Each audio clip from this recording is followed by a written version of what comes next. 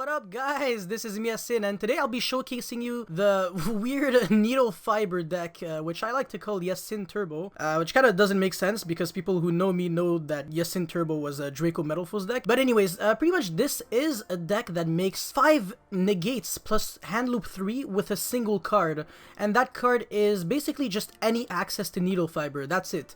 And I play a lot of one-card Needlefiber, so it's insanely easy. And this is very consistent and very resilient too, the way I built it, pretty much to incorporate hand traps and cards to make sure that you can kind of just win the game if you don't get to go first. And I know that some of you are probably here from Sam, my friend Itipat. He's also playing this deck. He's been playing it on YGO Pro and doing very well. This deck is absolutely terrifying. So without further ado, we're definitely going to start the deck profile. So the first card is the vanilla that is summoned off of Carbonated, and then we have the obligatory Red Eyes Darkness Metal. This card shouldn't exist. I mean, I kept saying it as soon as LP became a thing. This card needs to get banned, actually, I think. Diabolos, you know, it's pretty much free. I mean, it's a free special summon. As soon as Steam the Cloak tributes the Hieratic Seal, you special summon Diabolos from deck, and then you make a Harbinger with his brother, Levineer. And then this is pretty much how you win, because this is like the best 2-card combo. I mean, not 2-card combo, but you know, the best interaction. Your opponent loses 2 cards and you make a Harbinger, like Merry Christmas.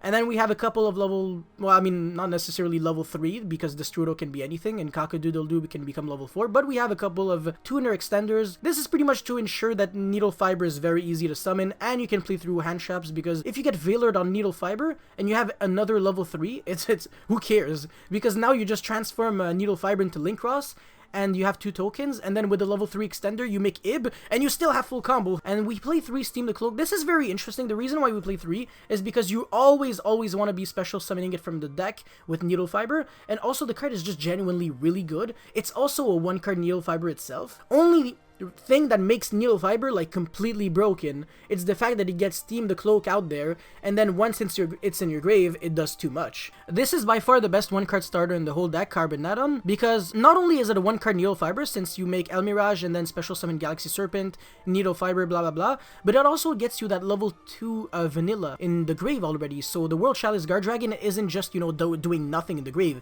It can actually bring back Galaxy Serpent. So if you search, you know, World Legacy Succession or World Legacy Guard Dragon, you don't even need to waste it on the level 4 dragon. And now you might be wondering, maybe, why aren't you playing Overraptor and Fossil Dig?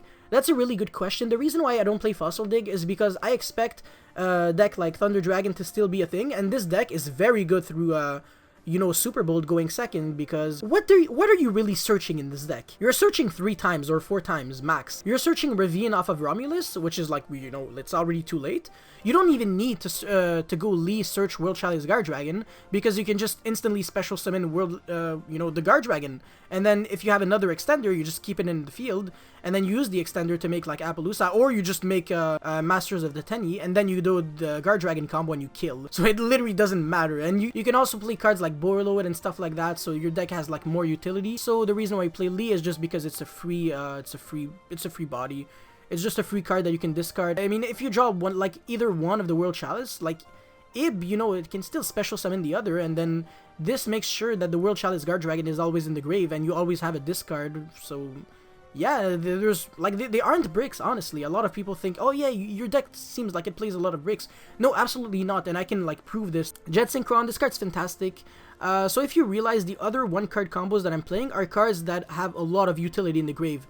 Every single one of them, actually.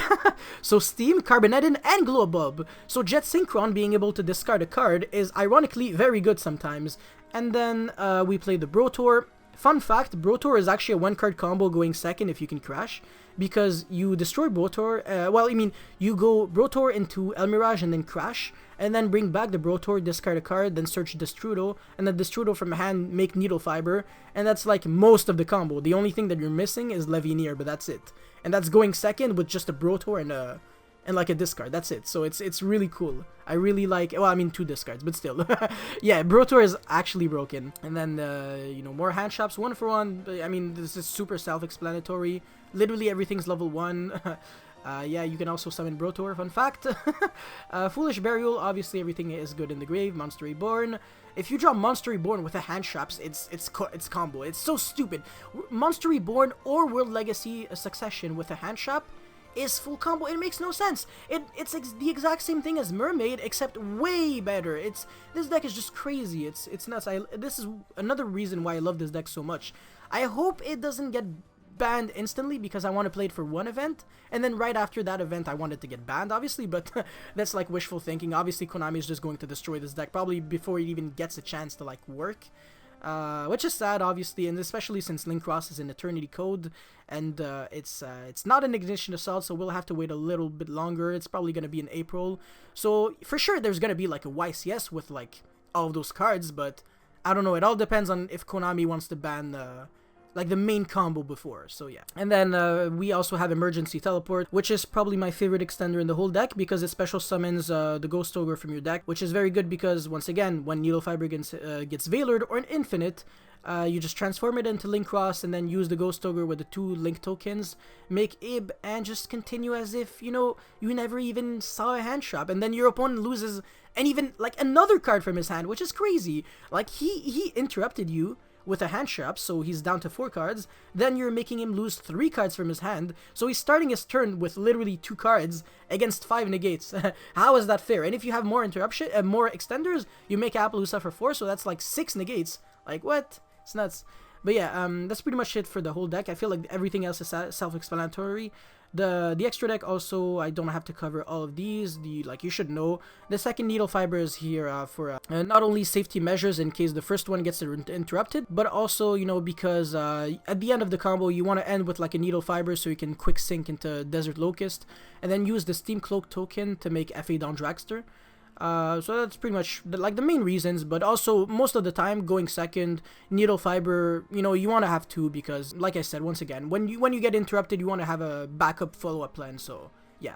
And Masters of the Tenyi is probably one of the coolest cards in the extra deck, so it does a lot of really interesting things. It has like a legitimate effect, so it can be destroyed by battle with an effect monster, which a lot of people just forget.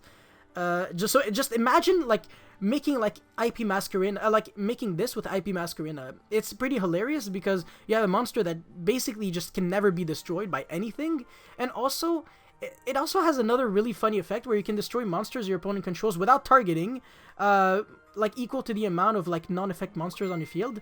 Oh my god, that's my phone. But also, the fact that Steam the Cloak gets you like vanilla tokens is like super convenient because you can always destroy cards, and yeah, it's just crazy. And you basically make this when you don't have enough cards to make Appaloosa, or when you're trying to like get back from like a Nibiru or something, because this deck plays very well through Nibiru. It's like not to be underestimated. It's really good.